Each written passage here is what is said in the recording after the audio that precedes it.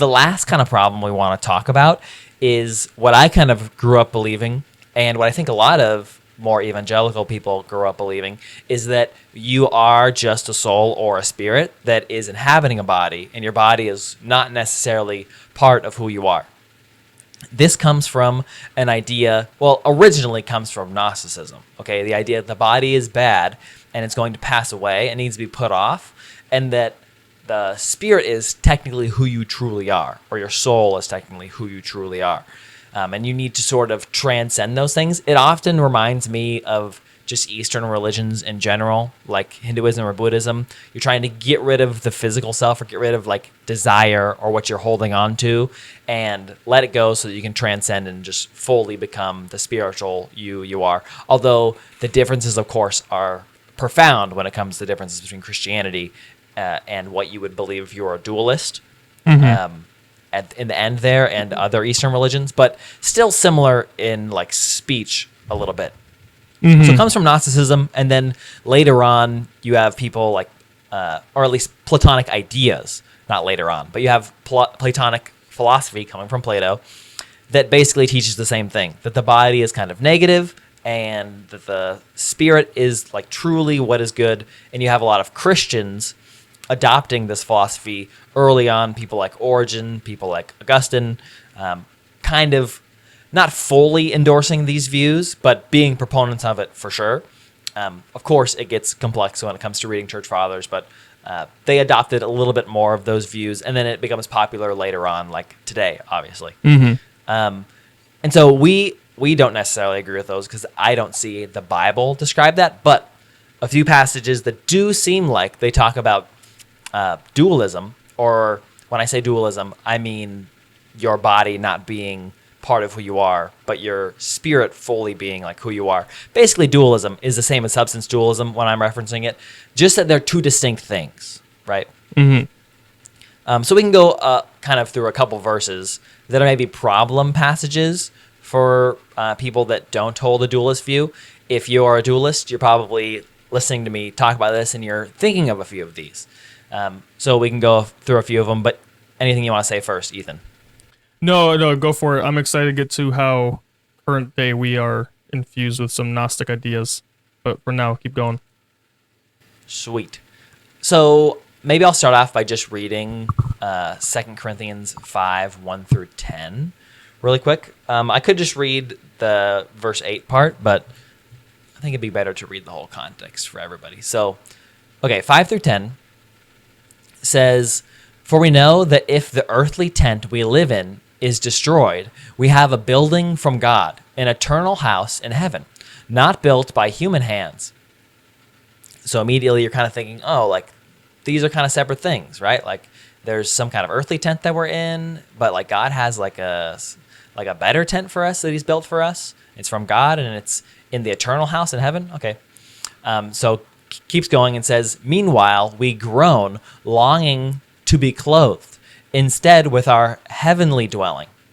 Because when we are clothed, we will not be found naked.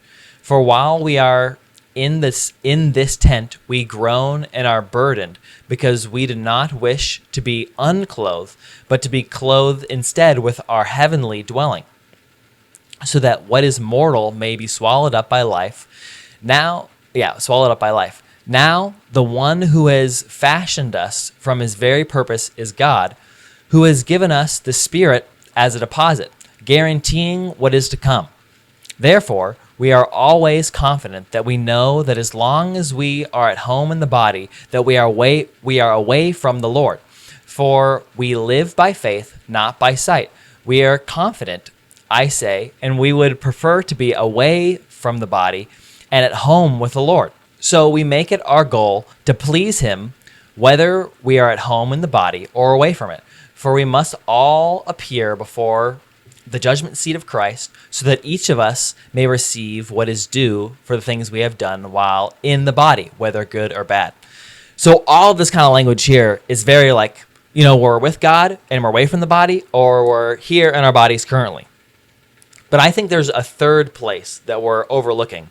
But before I go into that, is there anything you want to say about this passage, Ethan? No, it's a good passage to go over because it does have those questions that people might be raising. Yeah. I think that there's a third place that we're missing, and not just two. It sounds like there's two. There's just a place where we're with the Lord or we're with the body. I think that there's a third place.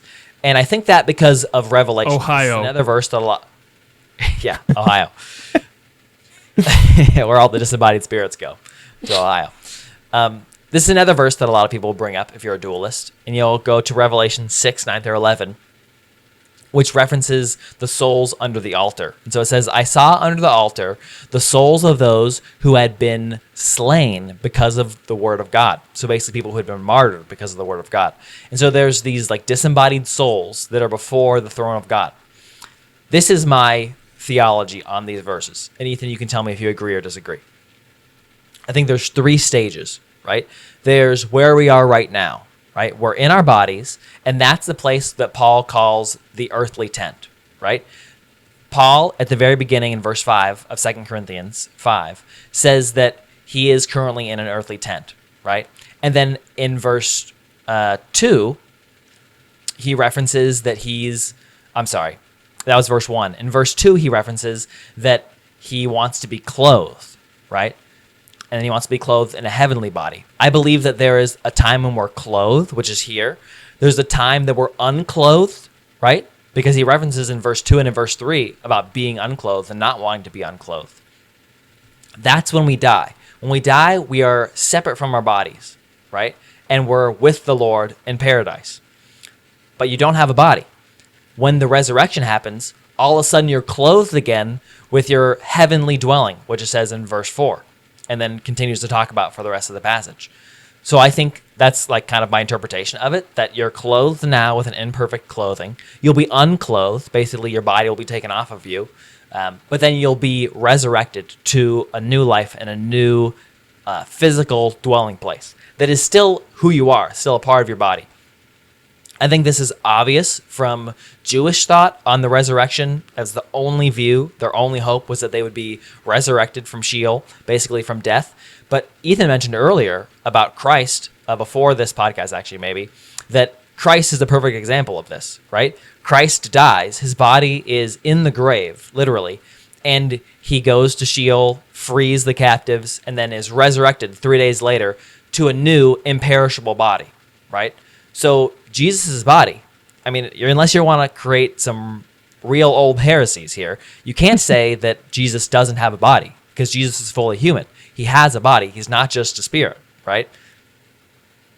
And when Jesus is resurrected, the fullness of who he is a resurrected body. And he even has parts of himself that are still pre-existent from before he died, the scars in his hands, and he's still somewhat recognizable. Obviously, he's changed a little bit. But do you agree, Ethan, that there's those three stages, or do you think that it's different than that? I like how you looked at that, where you're clothed, unclothed, reclothed with better clothes. I never formulated put those words to that verse, but that totally makes sense to me.